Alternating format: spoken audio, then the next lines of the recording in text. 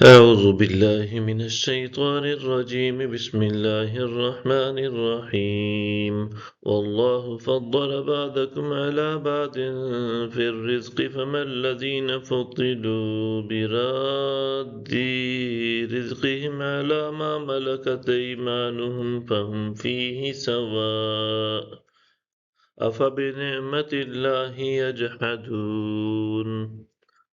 اور اللہ نے تم میں سے بعض کو بعض پر میں فضیلت دی ہے، مگر جن لوگوں کو فضیلت دی گئی ہے وہ اپنی دولت اپنے زیر دست لوگوں پر نہیں لوٹاتے، حالانکہ وہ سب اس میں برابر ہیں۔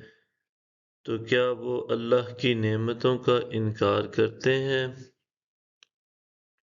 والله جعل لكم من أنفسكم أزواجا وجعل لكم من أزواجكم بنين وحفدة ورزقكم من الطيبات أفبالباطل يؤمنون وبنعمة الله هم يكفرون۔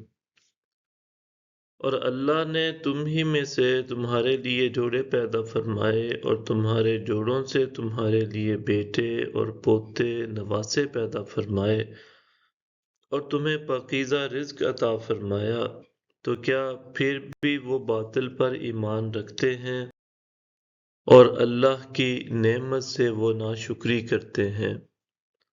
وَيَعْبُدُونَ مِن دُونِ اللَّهِ مَا لَا يَمْلِكُ لَهُمْ رِزْقًا مِّنَ السَّمَاوَاتِ وَالْأَرْضِ شَيْئًا وَلَا يَسْتَطِيعُونَ۔ اور اللہ کے سوا ان کی پرستش کرتے ہیں جو آسمانوں اور زمین سے ان کے لیے کسی قدر رزق دینے کے بھی مالک نہیں ہیں اور نہ ہی کچھ قدرت رکھتے ہیں۔ فَلَا تَضْرِبُوا لِلَّهِ الْأَمْثَالَ إِنَّ اللَّهَ يَعْلَمُ وَأَنْتُمْ لَا تَعْلَمُونَ۔ بس تم اللہ کے لیے مثل نہ ٹھہرایا کرو، بے شک اللہ جانتا ہے اور تم نہیں جانتے۔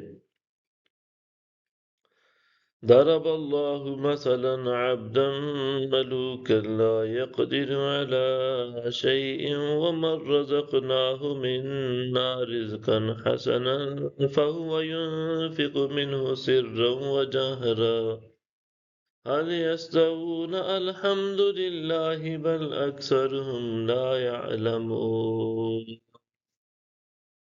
اللہ نے ایک مثال بیان فرمائی ہے کہ ایک غلام ہے جو کسی کی ملکیت میں ہے، خود کسی چیز پر قدرت نہیں رکھتا، اور دوسرا وہ شخص ہے جسے ہم نے اپنی طرف سے عمدہ روزی عطا فرمائی، سو وہ اس میں سے پوشیدہ اور ظاہر خرچ کرتا ہے۔ کیا وہ برابر ہو سکتے ہیں؟ سب تعریفیں اللہ کے لیے ہیں، بلکہ ان میں سے اکثر نہیں جانتے۔ صدق اللہ العظیم۔